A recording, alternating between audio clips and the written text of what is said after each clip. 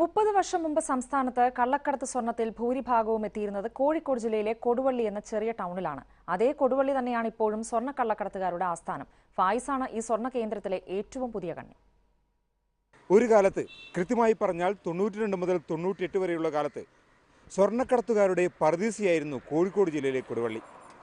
ഈ 6 വർഷത്തിനുള്ളിൽ കൊടുവള്ളിയിലെത്തിയത് 400 ടൺ സ്വർണ്ണമാണെന്നാണ് കണക്ക്. ഒരു ചെറിയ ടൗൺ, 4-5 പലചരക്ക് കടകൾ, ഏതാനും ടെക്സ്റ്റൈൽ ഷോപ്പുകൾ, ഒരു ചെറിയ ബസ് സ്റ്റാൻഡ്. പക്ഷേ ഇത് കണ്ട് കൊടുവള്ളി ചെറുതാണെന്ന് ആരും കരുതരുത്.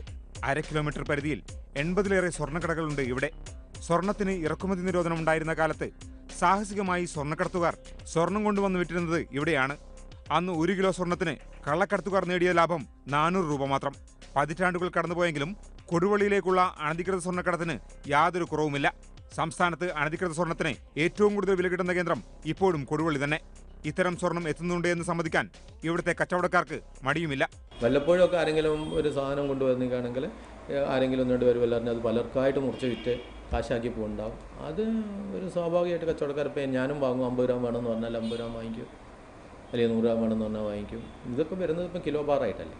സമീപകാലത്ത് അറസ്റ്റിലായ സ്വർണ്ണക്കടത്തുകാരൻ ഫായിസ് ആദ്യം പറഞ്ഞത് ഒരു കൊടുവള്ളിക്കാരന്റെ പേരാണ്. അനധികൃത സ്വർണം വാങ്ങാനും സൂക്ഷിക്കാനും മറച്ചു വിൽക്കാനുമുള്ള കേന്ദ്രങ്ങളാണ് ചില കടമുറികൾ. അത്തരം കടമുറികൾ രാത്രി മാത്രം തുറന്നിരിക്കും. അപ്പോഴാണ് കാരിയർമാർ സ്വർണവുമായി എത്തുന്നത്. ഒരു വിളിപ്പടകലെയാണ് പോലീസ് സ്റ്റേഷൻ. പക്ഷേ അധോലോകവും ഹവാലയും ഉറങ്ങുന്ന പോലീസ് സ്റ്റേഷന് മുന്നിൽ ഉണർന്നിരുന്ന് അവരുടെ ജോലി ചെയ്തുകൊണ്ടേയിരിക്കും. കൊടുവള്ളിയിൽ നിന്നും ക്യാമറാമാൻ പ്രശാന്ത് കുനിശ്ശേരിക്കൊപ്പം ഷാജഹാൻ, ഏഷ്യാനെറ്റ് ന്യൂസ്.